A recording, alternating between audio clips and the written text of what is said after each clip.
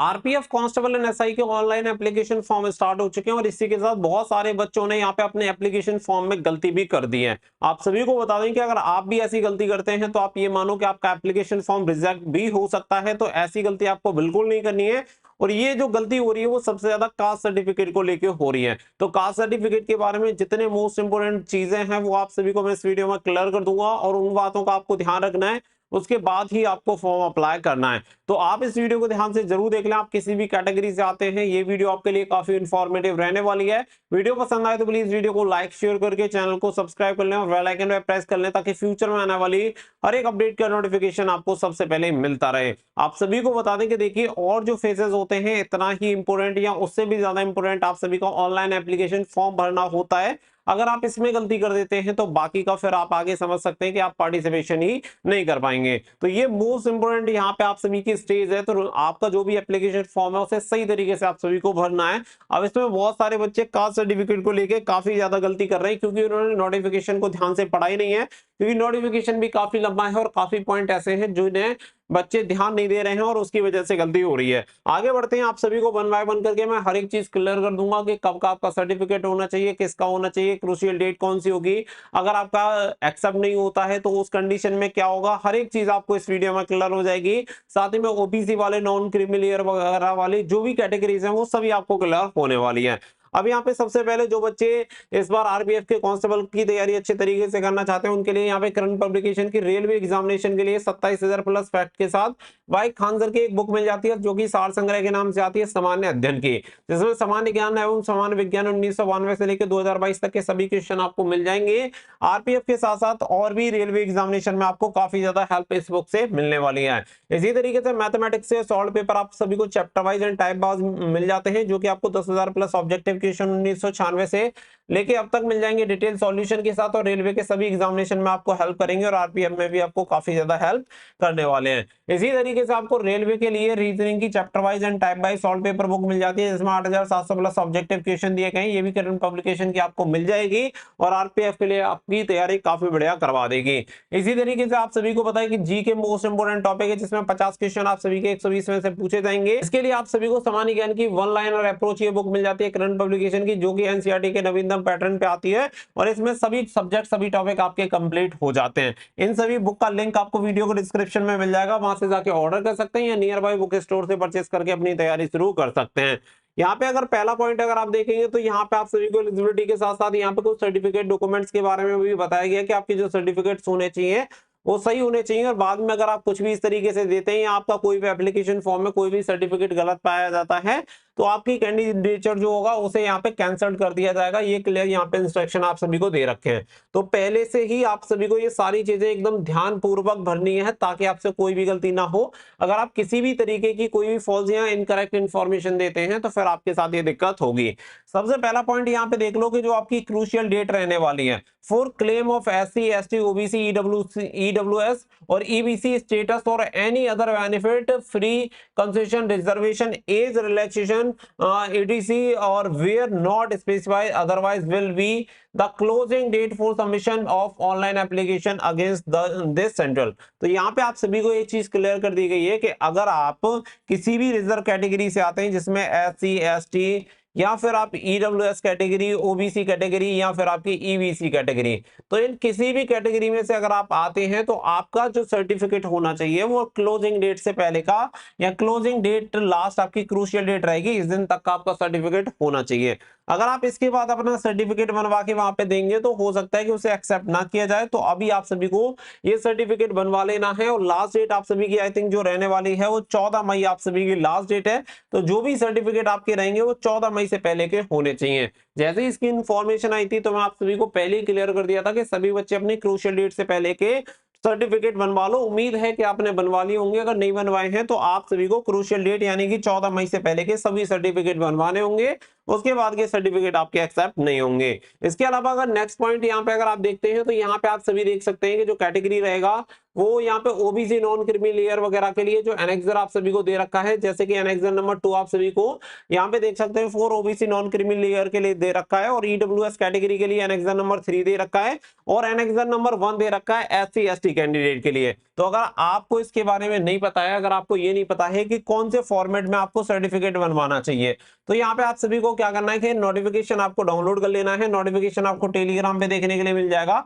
तो वहां पे आप सभी को क्या है कि सबसे लास्ट में आप सभी को एनेक्सर दिए हुए हैं। अगर आप एससी और एसटी कैंडिडेट से आते हैं तो एनेक्सर 1 डाउनलोड कर लेना। अगर आप यहाँ पे ओबीसी नॉन क्रीमी लेयर से आते हैं तो एनेक्सर नंबर 2 डाउनलोड कर लेना। और अगर ईडब्ल्यूएस कैटेगरी से आते हैं तो एनेक्सर नंबर 3 आप सभी को डाउनलोड करना होगा और उसी फॉर्मेट में आप सभी का होना चाहिए। यहाँ पे इसी के साथ आप सभी यहाँ पे जो कि मैंने ऑलरेडी आप सभी को ये बता दिया है कि जो क्रूशियल डेट आप सभी की रहेगी, क्रूशियल डेट के बारे में यहाँ पे ऑलरेडी क्लियर है कि जो क्रूशियल डेट रहेगी वो आप सभी की लास्ट डेट रहेगी। ये पॉइंट यहाँ पे क्लियर हो जाने के बाद फिर यहाँ पे आप सभी को बताया गया है कि failure to produce the required document will lead to disqualification of the candidate except for caste certificate and EWS certificate, in which case the candidate will be treated as the unreserved. तो यहाँ पे आप सभी को बताया गया कि अगर कोई भी सर्टिफिकेट अगर आपके पास नहीं है तो आपको डिस्क्वालीफाई कर दिया जाएगा। और कास्ट सर्टिफिकेट की कंडीशन में क्या रहेगा कि कास्ट सर्टिफिकेट की कंडीशन में अगर आप किसी भी रिजर्व कैटेगरी से आते हैं, एससी, एसटी, ओबीसी, ईडब्ल्यूएस या किसी भी कैटेगरी से, और अगर आप वो सर्टिफिकेट नहीं दे पाते हैं तो आपको अनरिजर्व कैटेगरी यानी जनरल कैटेगरी में कर दिया जाएगा। No extension of time for production of original certificate shall be given except in case where the caste certificate EWS certificate has been produced in a format other than prescribed, or where any certificate is claimed to have been lost, stolen, claim supported by FIR, in which case the candidate will be allowed a time extension of 4 weeks। तो यहाँ पे आप सभी को बताया गया कि आप सभी को बाद में कोई भी टाइम नहीं दिया जाएगा कि आप दोबारा से अपने ओरिजिनल सर्टिफिकेट लेके आ पाए। और एक और केस बताया गया है कि अगर आपका सर्टिफिकेट ईडब्ल्यूएस सर्टिफिकेट आपका जो फॉर्मेट वगैरह में दिक्कत होती है, चोरी हो जाता है या कुछ हो जाता है, अगर आपने उसकी एफआईआर लगाई है तो आपको 4 सप्ताह का समय मिल जाएगा चोरी होने की कंडीशन में, अदरवाइज आपको अलग से कोई भी टाइम यहाँ पे नहीं मिलने वाला है। तो ये चीज भी आपकी क्लियर यहाँ पे बिल्कुल हो जानी चाहिए कि आपका जो सर्टिफिकेट वगैरह है वो आप सभी के पास पहले से ही होना चाहिए। और क्रूशियल डेट मैंने ऑलरेडी आपको क्लियर कर दिया, 14 मई जो कि आपकी लास्ट डेट है उससे पहले का। इसके अलावा यहाँ पे फॉर्मेट ऑफ सर्टिफिकेट में अगर आप जाएंगे तो पॉइंट नंबर सी पे आपको देखने के लिए मिलेगा caste certificate for SC, ST, OBC non creamy layer candidate in the format prescribe for employment under central government. तो यहाँ पे क्लियर आप सभी देख सकते हैं कि आप सभी का जो सर्टिफिकेट होना चाहिए वो यहाँ पे किस में होना चाहिए, एम्प्लॉयमेंट अंडर सेंट्रल गवर्नमेंट। तो यहाँ पे केंद्र सरकार वाले फॉर्मेट में आप सभी का होना चाहिए। जो फॉर्मेट होता है वो यहाँ पे सेंट्रल गवर्नमेंट वाला होना चाहिए, ना कि स्टेट गवर्नमेंट वाला। तो अगर आप इन कैटेगरी में आते हैं, रिजर्व कैटेगरी में अगर आप आते हैं तो अपना सर्टिफिकेट आप सेंट्रल गवर्नमेंट वाला बनवा लो, क्योंकि अगर आपका स्टेट गवर्नमेंट वाले फॉर्मेट में ये सर्टिफिकेट बने हुए हैं तो वो एक्सेप्ट नहीं होंगे। क्लियर आप देख सकते हैं तीनों कैटेगरी के लिए दे रखा, क्योंकि बहुत सारे कैंडिडेट को ये कंफ्यूजन रहता है कि केवल ये चीज ओबीसी पे अप्लाई होती है। जी नहीं, यहाँ पे क्लियर मेंशन है आपका SC, ST, OBC non creamy layer in the format prescribe for employment under central government. तो इसी का आप सभी के पास होना चाहिए और यही एक्सेप्ट होगा, बाकी का अगर आपके पास नहीं है तो आपको दिक्कत होगी। सेम इसी तरीके से certificate belonging to economical weaker section यानी ईडब्ल्यूएस कैटेगरी, इसका भी जो फॉर्मेट आप सभी का होना चाहिए वो भी सेंट्रल गवर्नमेंट का होना चाहिए। यानी कि ईडब्ल्यूएस कैटेगरी में अगर आप स्टेट में आते हैं तो काम नहीं चलेगा, यहाँ पे आप सभी स्टेट में आने सेंट्रल में आने चाहिए, वही वाला सर्टिफिकेट आप सभी का होना चाहिए। तो यहाँ पे जो कास्ट सर्टिफिकेट रहेगा वो सेंट्रल गवर्नमेंट यानी केंद्र सरकार का रहेगा, क्योंकि ये नौकरी भी आपकी केंद्र सरकार की है। तो ये वाला पॉइंट भी यहाँ पे क्लियर हो जाता है। इसके अलावा यहाँ पे आप सभी को देख सकते हैं पॉइंट नंबर 8.7 पे दे रखा है important community category status as on the closing date of submission of application against the central shall only be consider for reservation and related benefit as per eligibility, any change in the status thereafter shall not be entertain. तो यहाँ पे ये भी चीज आपको clear कर दी गई है कि आपका जो भी सर्टिफिकेट बना होगा कम्युनिटी और कैटेगरी का वो आपकी क्लोजिंग डेट से पहले का बना होना चाहिए। अगर क्लोजिंग डेट के बाद का बनेगा तो उसमें कोई भी काम नहीं किया जाएगा और उसे कोई भी एंटरटेन नहीं किया जाएगा।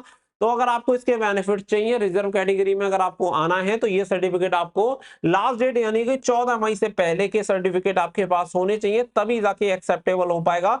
अदरवाइज आपको रिजर्व कैटेगरी की छूट ना मिल के आपको जनरल कैटेगरी में ट्रीट किया जाएगा और उसी के अकॉर्डिंग आपकी मेरिट और हाइट वगैरह जो भी चीजें होंगी वो सारी चीजें फिर जनरल कैटेगरी के अकॉर्डिंग होंगी, क्योंकि आप सभी को पता है SC ST को हाइट में भी छूट मिलती है, चेस्ट में भी छूट मिलती है, और कैटेगरी भी आपकी जो मेरिट होती है वो भी आपकी अलग बनती है। साथ ही में यहाँ पे अगर आप देखेंगे EWS कैटेगरी के लिए भी बताया गया है कि candidate who are not cover under the scheme of reservation for SC ST OBC and whose family gross annual income is below 8 lakh rupees. तो यहाँ पे इनके लिए कुछ कंडीशन दे रखी है कि अगर आप EWS कैटेगरी में आते हैं और आप जनरल कैटेगरी के जो कैंडिडेट होते हैं SC ST वगैरह को छोड़ के, तो वो EWS कैटेगरी में जिनके कंडीशन को फॉलो करते हैं तो वो EWS कैटेगरी का सर्टिफिकेट दे सकते हैं। बाकी का यहाँ पे ये मैंने आप सभी को ऑलरेडी क्लियर कर दिया है कि यहाँ पे लास्ट डेट से पहले का ये प्रोसीजर होना चाहिए। तो जो भी पॉइंट है वो मैंने आप सभी को यहाँ पे क्लियर किए हैं। इसके अलावा एक ऐसा पॉइंट है जो कि यहाँ पे नोटिफिकेशन में देखने के लिए नहीं मिला है कि जो सर्टिफिकेट होने चाहिए वो कितने ओल्ड चल जाएंगे। यानी कि न्यू के बारे में तो ये चीज क्लियर हो गई कि क्लोजिंग डेट से पहले का आपका सर्टिफिकेट यहाँ पे बना होना चाहिए, जो कि आपकी क्रूशियल डेट है यानी कि 14 मई। तो 14 मई से पहले के कास्ट सर्टिफिकेट यहाँ पे होने चाहिए, ये बात बिल्कुल क्लियर हो जाती है। लेकिन यहाँ पे कहीं पे भी ओल्ड सर्टिफिकेट के बारे में नहीं बताया गया, ना तो EWS, ना OBC, ना SC, ना ST। तो यहाँ पे ओल्ड सर्टिफिकेट कब का हो, कितना पुराना यहाँ पे चल सकता है। तो देखो मैं आप सभी को एक ही चीज कहूंगा, बेटर होगा कि आप सभी का न्यू फाइनेंशियल ईयर का हो तो और भी ज्यादा अच्छा है। यानी कि अभी का रिसेंटली अगर आप सभी का बना हुआ है या लास्ट 6 महीने का बना हुआ है, 1 साल का बना हुआ है, तब भी आपको कोई प्रॉब्लम नहीं होगी। लेकिन उसे ऑनलाइन वेरीफाई किया जा सके वो आप सभी के लिए जरूरी है। और फिर भी मैं आप सभी से एक चीज कहूंगा कि अगर आप अभी न्यू सर्टिफिकेट बनवा सकते हैं तो न्यू सर्टिफिकेट बनवा लें, वो आपके लिए सबसे सेफ ऑप्शन रहेगा। क्योंकि देखो वहां पे क्या होता है कि अगर आपसे किसी कंडीशन में मांग लिया तो आप वहां पे दे नहीं पाओगे, और दे नहीं पाओगे तो फिर आपके सामने दिक्कत खड़ी हो जाएगी। तो मैंने ये चीज पहले ही बच्चों को बता दी थी, लेकिन जिन बच्चों ने सीरियस लिया होगा उन्होंने पहले ही अपने सर्टिफिकेट बनवा लिए होंगे। अगर आपने अभी भी नहीं बनवाया है तो 14 मई तक का आपका टाइम, आपके पास टाइम है। आप ये सभी सर्टिफिकेट बनवा सकते हैं, सेंट्रल गवर्नमेंट के सर्टिफिकेट बनवाने हैं। 14 मई के बाद अगर आप बनवाते हैं तो आपके सर्टिफिकेट को वहां पे कंसीडर नहीं किया जाएगा और आपको जनरल कैटेगरी में ट्रीट किया जाएगा। आई होप ये जो कास्ट सर्टिफिकेट वाला मैटर है एकदम से आप सभी को क्लियर हो गया होगा। कास्ट सर्टिफिकेट के बारे में और कोई भी डाउट है तो कमेंट सेक्शन में लिख सकते हैं, मैं कोशिश करूंगा कि आप सभी के जवाब दे पाऊं। मिलेंगे नेक्स्ट वीडियो में, फिलहाल के लिए बस इतना ही। So thank you for watching. जय हिंद, जय भारत।